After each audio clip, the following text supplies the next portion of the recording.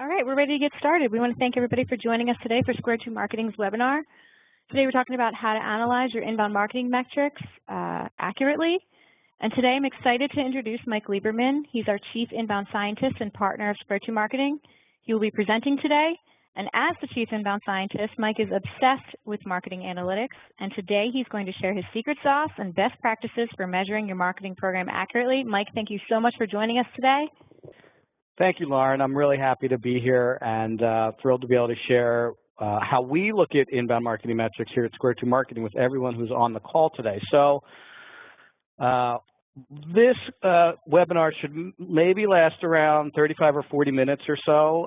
If we go a little bit longer, then that's an indication that you guys have a lot of questions. I'm going to leave some time at the end for questions so that I can cover some of the issues you guys might be dealing with metrics, but let's jump right into it. Our feeling is that metrics can be intimidating, and our goal here for you today is to simplify it as much as possible. I'm going to start really showing you kind of the 30,000-foot view and then work our way down into some of the more detailed metrics that you might find interesting. So let's get started. A little bit about me.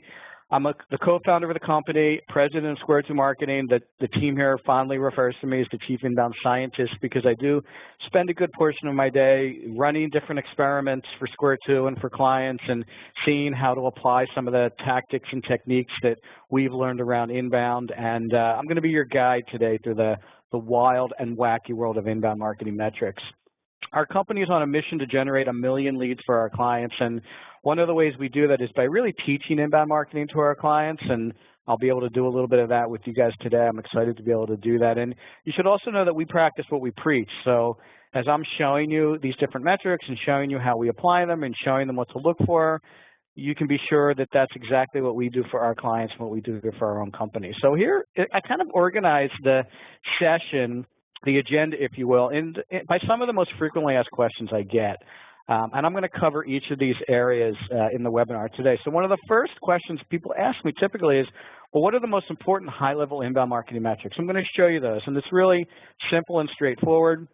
I'm going to give you an amazing little tip that'll help get you closer to the numbers. I found that the more intimate you are with the numbers, the more sense they make, and the more you can respond to them and take action accordingly, which is a big part of what you want to do with these inbound marketing numbers. Then we'll drill into some of the tier 2 metrics, some of the things that when I want to dig into issues with clients, I poke around and look at some of these numbers a little more frequently.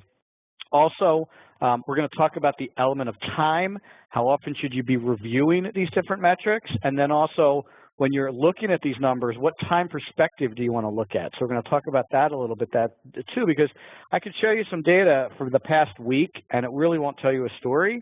But if I show you data from the past year, you'll really get to see an interesting story. So I'm going to show you how we apply the timing component to this too. And then, like I said, the most important thing is, well, what do we do? How do we respond to this data? So I want to talk a little bit about if we're down, what do we do? If we're at goal, what do we do? If we're up, what do we do? So I want to talk about that a little bit. And then I thought we would talk about how we set goals and how do you guys want to think about setting goals for your business? Because if you're not really setting the bar, the numbers lose an element of their perspective. So we want to make sure we have that. So real quickly, in case you're not sure about numbers and marketing and how it fits in, CMOs reported to CMO survey that they're going to spend about 8% of their marketing budgets on analytics, and this number is going to increase year over year. So more and more CMOs, more and more marketing people, more and more CEOs and business owners are investing money in the tools they need to get these numbers that we're going to talk about in a couple of minutes. Also, spending on marketing analytics is expected to rise by 60%. So you can tell that there are people investing a lot of money in these numbers, and obviously the data itself are contributing to significant program improvements for clients and people looking at this.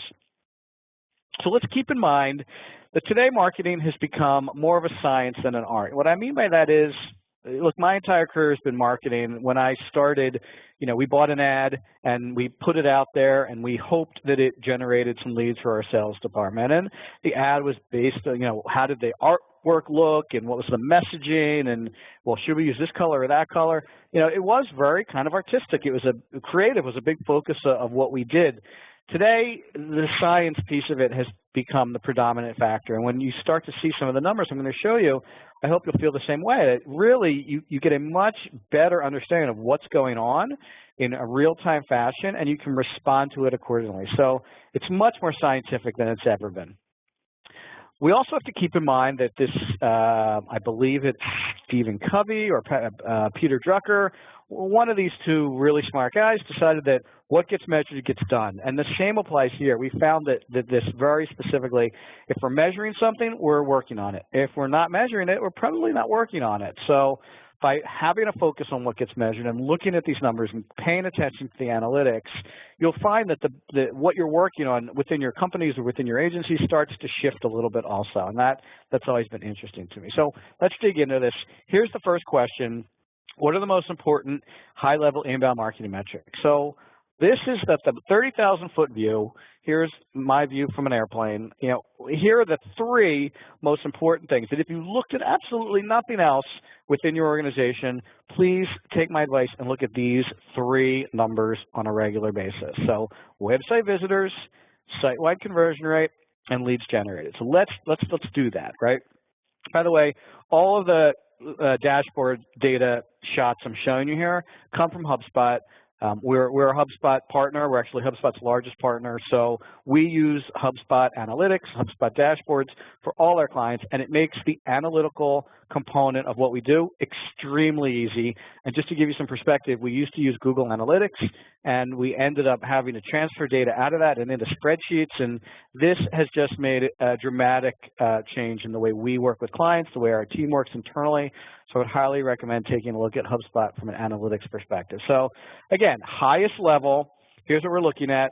Website visitors, you can see 5,519 this month versus 4,177 last month. You can see it's to date. I pulled this yesterday, or actually I may have pulled this last week.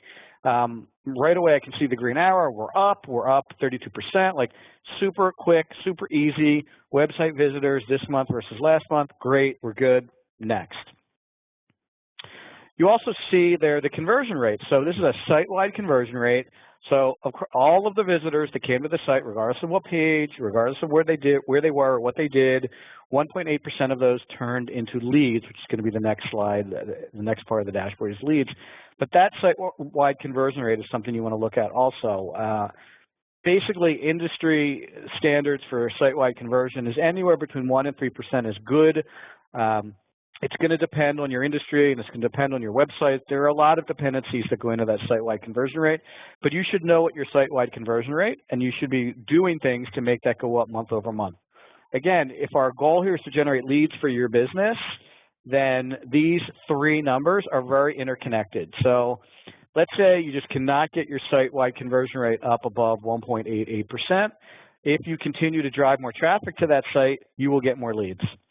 Let's say you just cannot get more traffic to your site. If you take that 1.88 and make that 2.88 because you've made some adjustments to your site, your leads will increase. So you have two variables that you can control to drive more leads, okay? So we saw high-level website traffic, website visitors, and we see site-wide conversion rate. And the last piece of this is leads. So here you can see in May, we've generated 104 leads through May 19th or May 20th, and versus last month at the same time period, we only had 25. So you can see our lead generation performance is up 316%, which obviously that's wildly successful for this particular client whose dashboard I pulled for them. So high level website visitors, site-wide conversion rate, and leads. Now, this is one of the key takeaways here from this presentation. If you learn nothing else, the time you're spending with me today, you want to take these three metrics and you want to put them in a way in which you can get access to this information in an extremely timely manner. And the best way to do this is to download an app and be able to access this information from your phone. So here are two screenshots that I've used before in presentations. So you see this is a January, February view. It's not the same view as the dashboard I showed you before, but it's the same kind of view. You see visits on the left, you see contacts on the right, and you see your site-wide conversion rate. It actually would be on the visits page. It's cut off here, but it would be on the visits page, like you see down here, 0.43. That's the contacts to customers. You would have a visitors conversion rate also. So you click your app, the app launches. Right away, you can see how you're doing. I typically look at this for Square 2 Marketing 1, 2, 3 times a day just to make sure we're tracking appropriately. And when I get into the what you need to do as a result of the data section, you'll see why this is so important. But I highly recommend you download the app on your smartphone. I highly recommend you get intimate with these 3 numbers, and I highly recommend you track it on at least a daily basis. If you want to track it in the morning when you get in, great. If you want to track it at the end of the day, great. If you want to track it at lunch, great.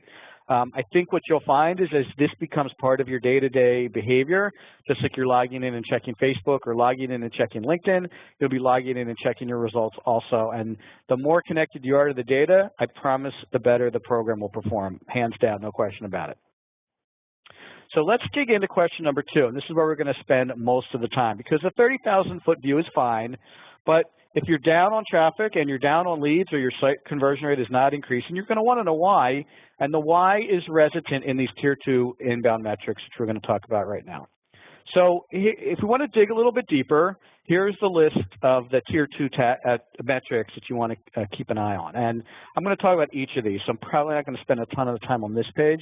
But if you're looking for a general perspective, this is the slide that has it. So let's start looking at this right away. So here's blog views. So why is blog views so important? Well, blog views is directly related to the amount of people who are reading your content. So if you're blogging, yes, you're blogging for search. Blogging does help you drive more traffic to your website, but you're also blogging to connect with your readers, which are your subscribers. We're going to talk about that in a minute. And you want to make sure that month over month views are up. Now, the slide that you're looking at here is actually a Square 2 Marketing slide. So you see that our views are down for the past couple of days. So it's not that that's necessarily a bad thing. I happen to know that I was on vacation last week, and I had a few of the team members here pick up the blog for me because I didn't want the blog to go dark for a week. So it could be that the explanation here is that the people who read our blog were a little less interested in the team writing the blog, and maybe they're a little more interested in me writing the blog. So that's a hypothesis, obvious, something that we should test, something that I actually considered testing when I saw this data. But you want to be able to look at blog views versus this month versus last month. And you can see actually at the top here where it says previous month, those views can be changed to look at some of the other views I'm going to show you. So this is an interesting perspective that you want to keep an eye on too. Blog views is an indication of how interested people are in your content. You also want to look at subscribers. So here's a blog subscribers graph. So you can see that every single day, more and more blog subscribers decide to be part of the Square 2 Marketing blog community. You can see that there are times where it increases a little more quickly, times that it increases a little more steadily. Obviously, weekends, which are built in here, are a little less have a little less activity than the weekdays. But you can see there's a slow and steady up and to the right. And again, this is what you're looking for this month versus last month. Again, people who are subscribing to your blog are making more of a commitment than the people who are viewing your blog. These are the people that want to get your information every single day, every single week. They're actually giving you their email address and they're making a commitment. So really work hard to honor that commitment and deliver high quality content to them on a regular basis. And you'll see these blog subscriber numbers go up on a regular basis. So it's great to blog for Google, but it's better to blog for a community of people who are actually interested in reading what you're writing. So another piece of data that you want to keep an eye on is blog social shares. So here's a shot of a Square 2 Marketing blog that we did recently, and you can see that on every single blog post you have tweets, shares, likes, and pluses. And you really should be looking for these numbers to go up on a regular basis. I wouldn't be worried if these numbers were zeros or ones or twos. Just because people aren't sharing doesn't mean they're not reading. And also, the more subscribers you get and the bigger your following, the more these numbers are going to look more like this. Now, you can do a lot to contribute to these numbers. So if you have a company that has 50 people in it and all 50 people are sharing your blog article like they should, that's going to make these numbers go up significantly. So there are some internal things that you can do to help increase these numbers. But again, if you're looking to see how blog articles are performing, check out these social shares. They're a pretty good indicator of how interested people were in the blog article you wrote. So there's a little indicator there of where you want to be looking for this kind of thing. And I also, the way you configure the blog, you don't have to put this in there. I like to configure our blog so that people can see these social shares, whether they're big, medium, or little. It doesn't really matter to us. So I would leave these in here in case you're considering whether to put social sharing buttons in your blog articles or not. I would recommend you keep them in here. So here's website visitor by source. So again, we can look at the high-level numbers, but it's good to know where the people are coming from. So here's another snapshot of January through April. I could have included May in there, but because it's a partial month, you're not really getting a full picture of where May is going to end up. So that's important also when you're picking your timing for the metrics you're looking at. Make sure that you're looking at complete months. Sometimes I do look at partial months if I can extrapolate out. So if I see it's May 15th and I'm looking at the current month and it's about half or a little over half or a little below half, I know that I may be in the ballpark by the time the month ends, but try to keep that in mind. So you can see that we have a variety of sources that are driving website traffic. So the light green is organic, the yellow is email, the blue is social media, the red is email, and the darker blue is direct traffic. So I can see that in these months, I'm getting nice, moderate increases in organic. Email's pretty consistent. Social in April did better than social in the previous couple months. Email did better in April than in the previous couple of months. And in the tool, you can easily break these down and look at these individually, which does help a lot from a individual source perspective. But you're going to want to know where your traffic's coming from, and you're going to want to know that each of these is increasing month over month. And in fact, in our opinion, one of the secrets of driving website traffic in an inbound program is actually optimizing all 5 of these, or all 6 of these, or all 7 of the sources that you have driving traffic.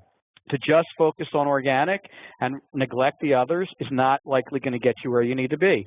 To just focus on social and neglect the others is not likely to get you where you need to be. So you really need to put an emphasis on tactics that drive traffic to your website in all of these sources: referrals, email, social, direct, and organic.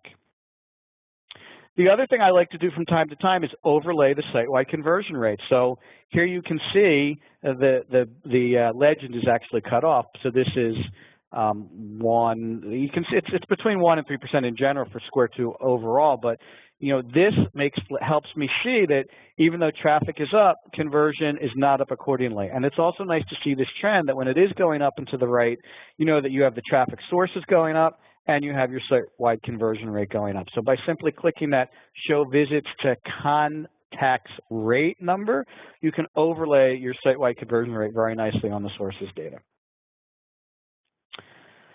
And now I simply took the same time frame and applied the leads number to it. So now we can see the leads that we've gotten over the same time period and from the same source. So you can see that while the general number of leads for April was down, I'm happy to report that May has picked back up again. But in April, we still got more organic leads than we did in the previous months. And while referrals was down, social was up, and email was up as well. So you want to make sure that you understand where your leads are coming from in addition to where your visitors are coming from. So again, here's a deeper dive on the 3 main metrics we talked about in the beginning. We're also going to want to look at key landing page conversion rates. So what this picture shows us is here are the top performing landing pages based on submission rate. So I can see which pages are converting at a high rate: 125%, 69%, 69, 63, 62, 61. So I can quickly see which pages are turning visitors into leads. This is really important too. Not so much that you look at the top performers, but I would recommend you look at the bottom performers. So while I don't have a screenshot of that, you want to look at those pages that are not performing in the 30 to 40% area. And then when we get to the respond and action stage of how we deal with data, you'll know exactly where to focus your energy. We want to focus on these landing pages that are underperforming some of our better landing pages. You're also going to want to look at CTA buttons. So you have these buttons all over your site, hopefully, if you're doing inbound the right way. And you're going to want to see which of these buttons is turning a visitor, sending a visitor to the landing page. So we just looked at the landing page. Conversion rate is very important there. But we also want to look at the performance of these CTA buttons. The CTA buttons have a lot to do with how your content will convert. if the button is interesting, if the button has the right copy, if the button has the right colors. So there's a lot of trial and error that goes into this, but you want to get an idea of how your CTA buttons are performing, just like you want to get an idea of how your landing pages are performing. So I'm going to move along a little bit. We are about at the halfway point, and I want to make sure we have time for questions. You also want to look at social reach. So here's a snapshot of a relatively new HubSpot page that shows you how you're doing from a social perspective. How many new Twitter followers did you get? How many new Facebook friends did you make? How many more Google Pluses? How many more LinkedIn's? And it tracks it over time. This is only a month view, but you can kind of see how your reach is performing. At this point, this client's reach is up 284%. That's very exciting. So you want to get an idea for how your social media marketing is performing as well, and this gives you a very good perspective on how that's going. You want to keep an eye on keywords. So here's a snapshot of some Square 2 marketing keywords, some highly searched phrases. So you want to see where the highly searched phrases are. Like you can see Twitter Analytics gets 27,000 searches a month. And you want to understand the difficulty rating with each of these terms. That's the 88, 99, 99, 98, and 87 number. Clearly, the higher the number, the more difficult, the less likely it is that you're going to rank for those keywords in a quick time frame. You can rank for a 99 difficulty keyword. It's just going to take you longer than it will to rank for a 69 difficulty rated keyword. So here's some perspective on that. You can see the performance, 69, basically translates, if you look at the first number, this is the 6th page of Google that we're ranking 69 for Twitter Analytics. And there's an old joke in the marketing industry that if you want to bury a dead body, the best place to bury the dead body is on page 2 of Google. So we really are working to try to get on the first page of Google for as many keywords as possible. You can also see that there's 2 arrows on this dashboard here, the green arrow, which means we're moving up in the rankings, and the red arrow, which means we're moving down in the rankings. So while I won't be able to do it here in HubSpot, you're able to hover over the green arrow or the red arrow and actually see what that increase was. You've moved up 8 spots, you've moved down 9 spots, which gives you some idea of, again, how to respond to this. If marketing strategies is a really important keyword for me, then I want to get back in the game and make sure that I create more content with marketing strategies in the title and in the copy, and the pages are appropriately linked and it's getting backlinked and shared so that I can, turn that red arrow into a green arrow. Now, I might not care about marketing strategies, but it's likely that I do because we're ranking on the 4th page of Google and there's been some movement associated with it. SEM and CRO, I can tell you I'm not really that interested in ranking for it, but because it's a highly searched term, it comes up in my keyword ranking improvements report. We want to keep an eye on email, and HubSpot does a really nice job showing you email performance also. So this is performance for the month of May, April and May actually. So you can see the emails that we sent down at the bottom. It gives a nice little label there. Our April newsletter email, our April Best of Blog email, our May Video Marketing Minute, our May Magazine email, and our June webinar newsletter, which probably was used to promote this event that we're having with you today. You can see the total email sent, the delivery rate, the open rate, and the click-through rate. So email is very difficult to, in my opinion, drive extremely high open rates and extremely high click-through rates. So typically between 15 and 25% on the open rate is reasonable, and between 1 and 5% on the click-through rate is reasonable also. So perhaps this email performance is a little bit low. However, it's nice that the trend for the past couple of emails is moving up. The best of the blog email is an email that is obviously dragging down general performance. So at the bottom, you also get a nice little summary of spam reports, unsubscribes, and invalid email addresses, which helps you make sure the quality of your list is good. When you're looking at the total number of emails we're sending a month, which is in the 67 to 68,000 range, to get a handful of spam reports and a handful of unsubscribes, that's obviously we have a very clean list that we're working with here. So question number 3 is, how often should we review different metrics? And this is important because if you start looking at all these numbers every single day, you're going to be spending a lot of time and potentially not getting all the value you could out of it. So we have to look at the timing and the sequence and the frequency associated with different metrics. So let me give you a perspective. Like I said, overall site visitors, site-wide conversion rate, leads, probably something you should be looking at every day. Blog subscribers and blog views, I would say that if you're doing blogging once a week, then once a week is probably fine with both of those. If you're blogging 2 or 3 times a week, I would probably take a peek at these numbers every single time you blog. So when you log in to put your blog into your blogging tool, I always like to know how many views. If your views are down like ours are, I may adjust my blogging strategy to try to get those views back up before the end of the month. And this reaction to data is, again, one of the most important things you need to take from this webinar is you need to respond to that data. So you need to make sure that the data you're reviewing and analyzing triggers some response or action on your part. So again, if I see that blog views are down, I'm going to say to our marketing manager, hey, perhaps my name should be on all the blog posts. Let's have these guys guess a ghost right for me.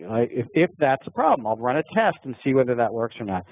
Or we may try work a little harder to come up with some more dramatic blog titles to drive views between now and the end of the month. So we're still going to try to get views up this month versus last month, even though we've had a little bit of a lull in the blog view activity. So again, here it is. The app does an amazing job of giving you access to this data in a real-time basis and in a very easy and accessible way.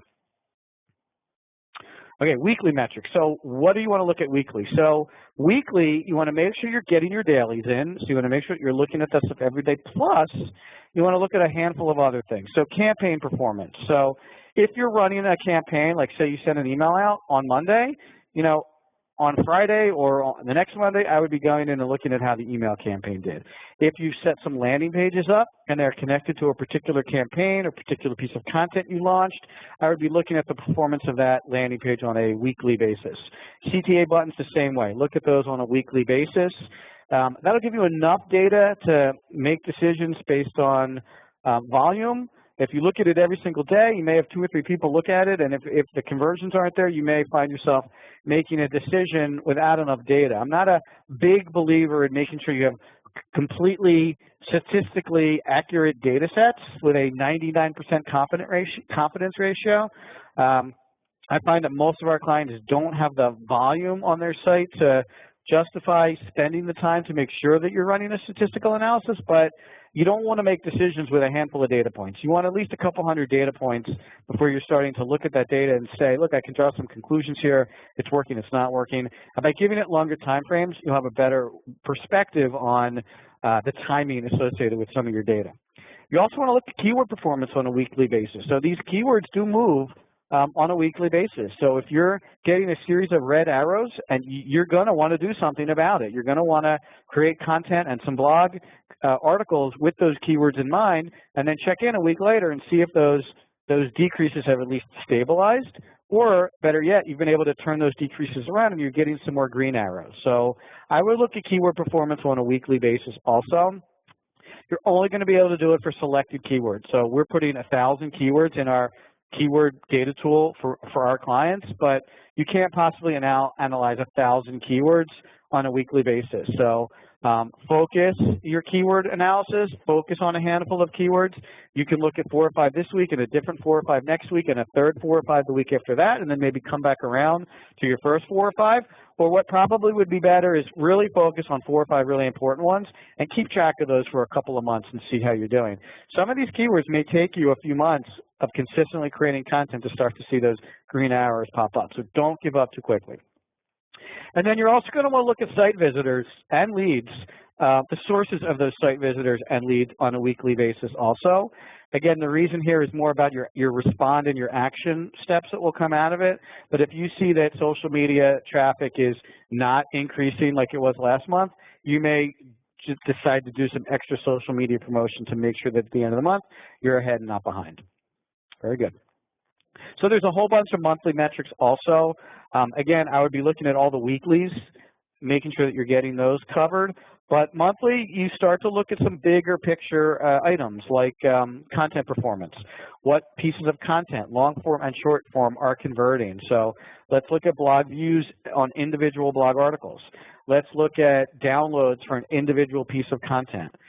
So if you've got a month's worth of data on that, you should have a pretty good indicator that, hey, every time we blog about websites, we get a lot of traffic. Every time we blog about social media, we get a lot less traffic. Clearly, our audience is much more interested in the website than they are in social media, so let's lean into the website content and away from the social media content, at least for now. That strategy may change month to month, but that's typically what that data tells us when we look at it. Social media reach is also good, but again, that's a monthly metric for us. So I don't really care if we get 1 or 2 new LinkedIn friends this week, but at the end of the month, if we got 25 or 45 or 105 new ones, then that's good enough for me to see that we're moving in the right direction. So I typically look at some of these social media metrics on a monthly basis. Performance versus goals. Again, when you're setting goals, which we'll talk about that towards the end of this, you really want to give your program a good month to execute before you decide whether it's performing or not.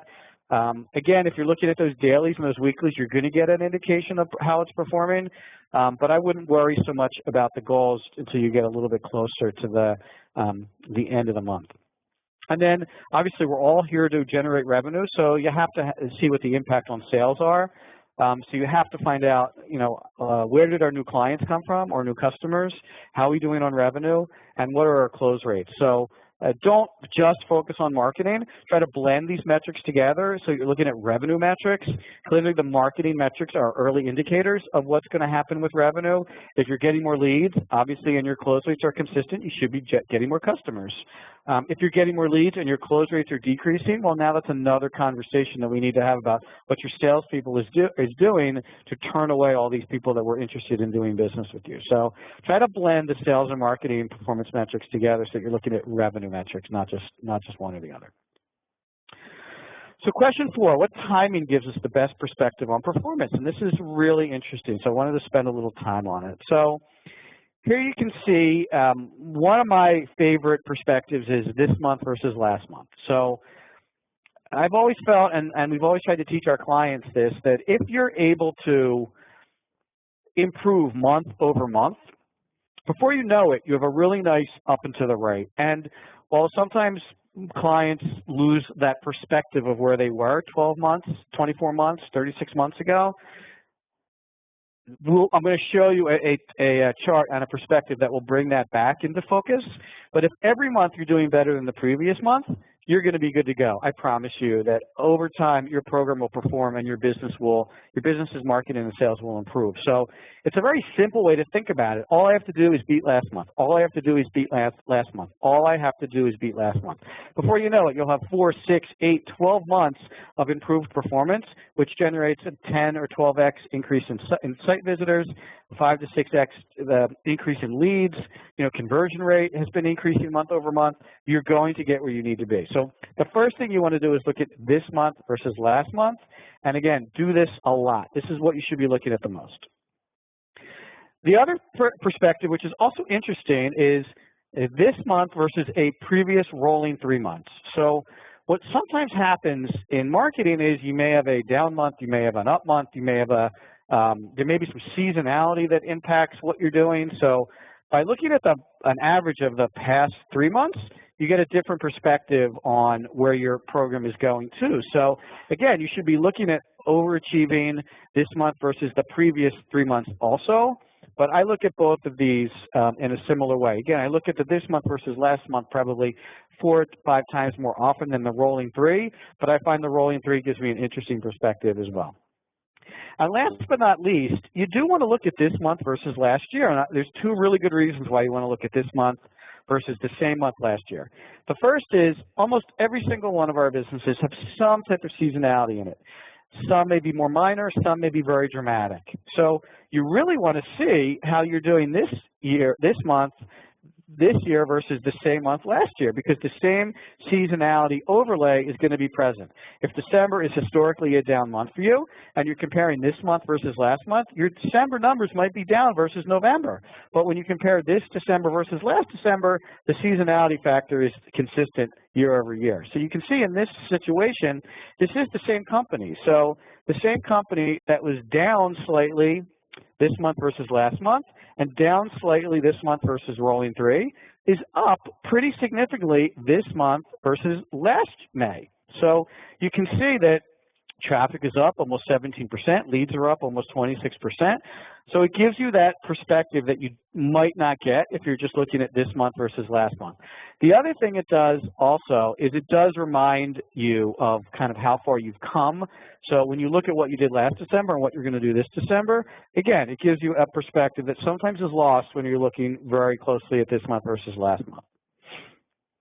The other thing you're going to want to do is look at longer windows. So for instance, if I took a snapshot of the graph you see here and it just included, a few months in 2015, I might not feel so good about it. But when I look at this whole picture, which starts, this is a rolling, I think this is a rolling 2-year or maybe 26-month picture, you can see that in June and July and August of last year, this company was sub 10,000 visits. Look at how far they've come, to the point where in, I believe that's April, the second to last graph, that's almost 17,000 visits. So, in 2 years, they've added almost 10,000 people a month to their website, and that's pretty significant. So, again, you're going to want to look at longer time periods to give you a bigger, broader perspective that sometimes is necessary when you're trying to decide whether something's working or not. So here's question 5, which is what do we do to respond? And this is really important. Response couldn't be more important. So I want you to try to take this overlay back to your businesses and see if you can apply it. So the trick really here is making sure that you're reviewing regularly, making sure that you're analyzing regularly. So when reviewing, you're simply looking at some of the data points I highlighted for you. You're analyzing it. So you're trying to draw some conclusions and create some hypotheses, kind of like the one I said about the blog views. So I think they're down because people are subscribing to hear me talk, and when the team is talking, maybe it's a little less interesting to them, or perhaps they feel like I'll wait for Mike to come back before I, spend time looking at this. Maybe I'm wrong. Could be that the articles we picked were completely horrible. So you have to create a hypothesis and test it. So that's where respond comes in. Develop a plan based on potential conclusions. So in this same example, one of the things we're going to test is having a ghostwriter write with me as the author, even though they won't be my words. So now we'll see whether people don't drop off regardless of who the writer is.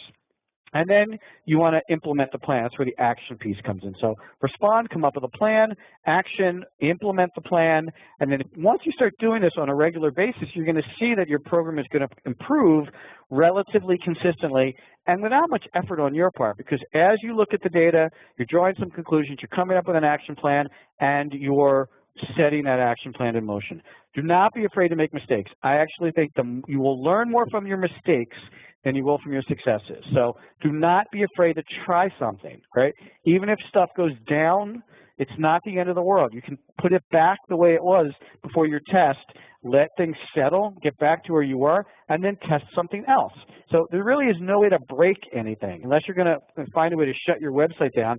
The mild adjustments that we're talking about making here can really only improve performance, not hinder improvements, even if you make a mistake.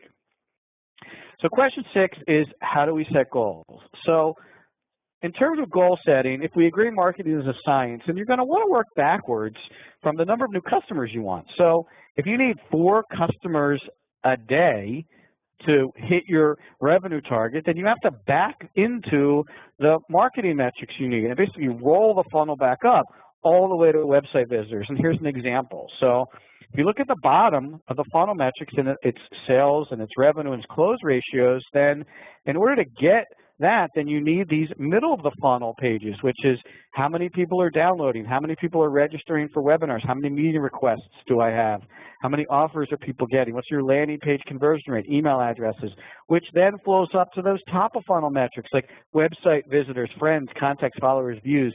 So in order to set your goals, you have to set them based on your own individual revenue and new customer business goals. So again, marketing is no longer disconnected from sales. It has to be purposefully connected to sales. So start with your customer numbers, apply your close ratios, and then get into those middle of the funnel or bottom of the funnel marketing metrics like meeting requests or consultations scheduled, and then figure out the conversion rate on that back to, offers downloaded, and you'll have the conversion rate on those to website visitors, and that should help you set your goals. You can do it annually and divide it by 12 and come up with monthly goals, or you can do it monthly. And again, if you have seasonality in your business, doing it monthly probably would be better. Set those goals, build those goals into your HubSpot system or your analytics package, and then measure versus goals. I didn't show you any pictures of dashboards where we measure versus goals, but it's just as easy to set the goals and measure versus goals as well, and I would highly recommend you do that. So at this point, I'm going to turn it over to questions, and I'm going to see if I can see the questions on the WebEx. Actually, I do have some questions here. So here's one that came in. What tools should I use to measure my marketing program? So this is an excellent question. And while I mentioned HubSpot, which is an excellent tool for measuring this, there are a number of other tools that you can use. You can use Google Analytics. It's a free tool. As long as it's applied to your website properly, you should have no trouble using it. However, as I mentioned earlier, I do think some of the other analytical tools do a better job of creating these dashboards and presenting data in a more actionable way, whereas with Google Analytics, you may have to weed through the reports a little bit. You may have to customize the reports a little bit in order to see some actionable data points that will give you some direction on what to think about, what to do. There are other analytical tools like Marketo and Eloqua and even Salesforce has some marketing automation in it. They're all fine. Our experience has been that HubSpot gives you a little bit better opportunity to take action as a result of just pulling reports and looking at data. Here's another question. If I have a marketing tactic that is not performing well, what should I do? Stop doing it or double down on effort. So again, like I said, you're probably going to have tactics that are underperforming, and you then have a decision to make.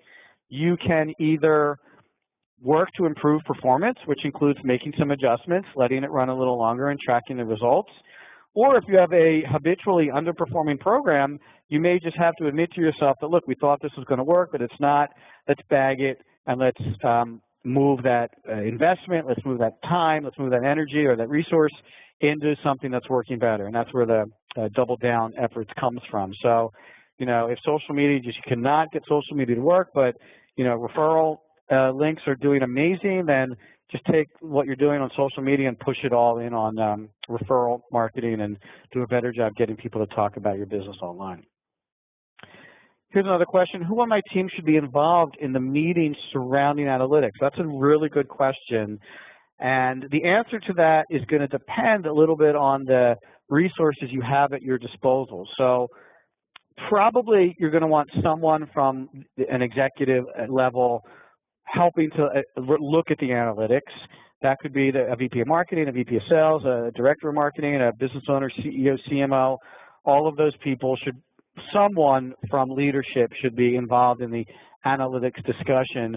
The rest of the people that should be there are the people that are executing the program. So if you have a question about performance, you may need some details on the execution piece of it. So if you're a VP of marketing and you're looking at data and you're looking at blog subscribers and blog subscribers are down, you're going to ask somebody, well, what are we doing to get more blog subscribers? And you're going to need the answer to that question. So I would suggest that the people responsible for executing are also there.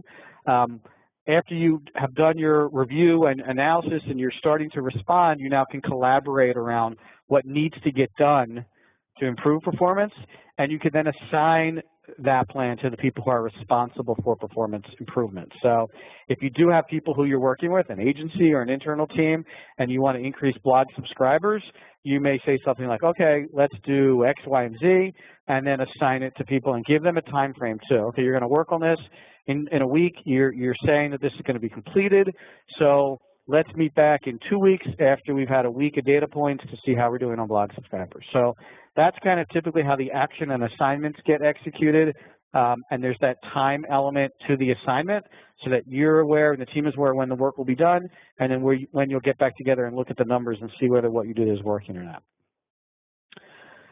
Okay, here's another question that came in. I have an email that performed poorly, so the next one we changed the subject line The body copy and images, it didn't perform better. What did I do wrong? Okay, so that's a very good question and an excellent example. And I didn't really talk about some of the testing protocols that you want to consider, but one of the major considerations for testing different things is the amount of variables you change. So in this scenario, you basically change too many variables. So you change the subject line, you change the body copy, you change the images.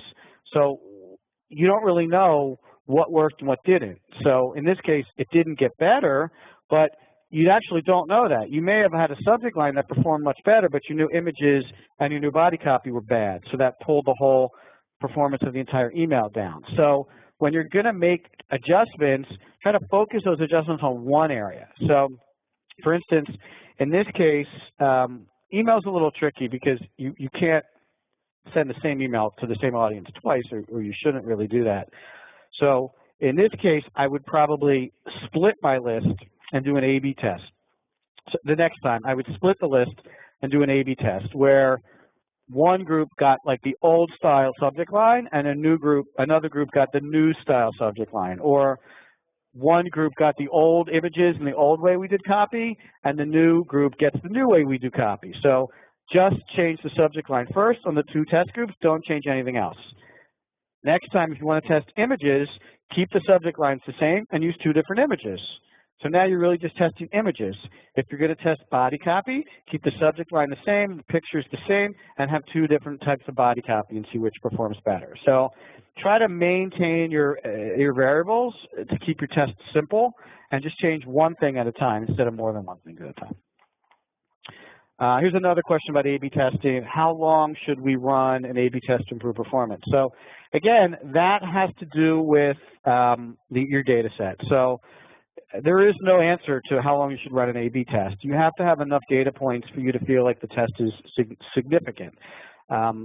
You know, if you're testing two different versions of a landing page and you have 10 visitors on one and 8 visitors on the other, I'm not sure you have enough data points to say that whatever assumption you're making is going to be statistically relevant. If you had 100 and 100, it still might be statistically less sure of itself, but I feel like at least you have 100 data points to say, look, there's an obvious advantage to going with A over B. Obviously, if you had 1,000 of each, it would be even better, but I think you have to kind of decide in advance, you know, do I want something statistically accurate and then run the math, or how many data points do we need to feel comfortable that we're making a good decision here? What is it? Is it 100? Is it 200? Is it 1,000? Set that up in advance and then run the test until you get to that data point. Let's see. We have a couple more minutes, so let's see. I'll do a couple more questions. What should my website conversion rate be? So also a very good question. So like I said in the presentation, really between 1% and 3% is standard operating procedure for site-wide websites. Now, that's a bit of an old number, meaning that the data that's contributing to that range is really data from a few years ago. I think today, site-wide conversion rates for some of our clients we're seeing as high as 5, 6, 7, or even 8%. And I think when you consider the way websites look today, they're very responsive to mobile, they're very long, they tell a really compelling story, there's many fewer pages in a website. I think that's all contributing to site-wide conversion rates going up. So I think the number is really less relevant for me, and what's more relevant is that you're making improvements to it every single month so that every single month it goes up. It may get harder for you to get it to continue to go up when you get to 3% site-wide conversion rate, but that doesn't mean you shouldn't continue to try. So if you went from 3 to 3.2, great. 3.2 to 3.4, great. 3.4 to 3.5, great. Just keep working on little tweaks every single month to drive up site-wide traffic conversion rate. Okay, I will do 2 more questions. As it's 5 up 2, I'll do 2 more questions. So the next question is, what should my call to action click-through rate be? Very good question. Again, it really should be as high as you can make it. Typically, we've had CTA buttons that convert, some of them at 80%, some of them at 20%. I think if you're shooting like a landing page at somewhere between 30 or 40%, I think you would be confident that a CTA button that was turning 40% of its viewers into visitors to the landing page, I think you could do a lot with that. So I think that's probably where you want to be. Let's see. Last but not least, will blogging really increase my website traffic? Does it really work? So the short story is yes, blogging works. Blogging works for a variety of reasons. That's probably a whole webinar on its own, why blogging works, but the short story is Google's looking for fresh content with the right keywords. And if you're creating a lot of it, you're going to rank for it. People share blog posts. Shared blog posts means more traffic to your website. So there are a number of things that contribute to website traffic increases. So I really appreciate all your questions. If you have other questions, you can email us, and we will answer your questions offline. So I don't want the conversation to stop here. You can email me directly. Here's my contact information. You can connect with me on Twitter. You can connect with Square 2 on Twitter. You know, if you email us your questions, I'm more than happy to help you with those. And at that point, we're going to sign off for the day. I believe actually we have a special offer for webcast attendees that if you do email me directly, I will set up a 30-minute session with one of our consultants here to take a look at your current analytics and give you some ideas around where you might be able to improve those analytics. So I don't have a slide for that, but consider it offered. Shoot me an email with your name, your company name, your contact information, and we'll set up a 30-minute session with one of our consultants here to take a look at your analytics and see if we can give you some recommendations on how to improve it. Thank you so much for joining us. Hopefully you'll join us for our future webinars, and have a really amazing afternoon. Thank you.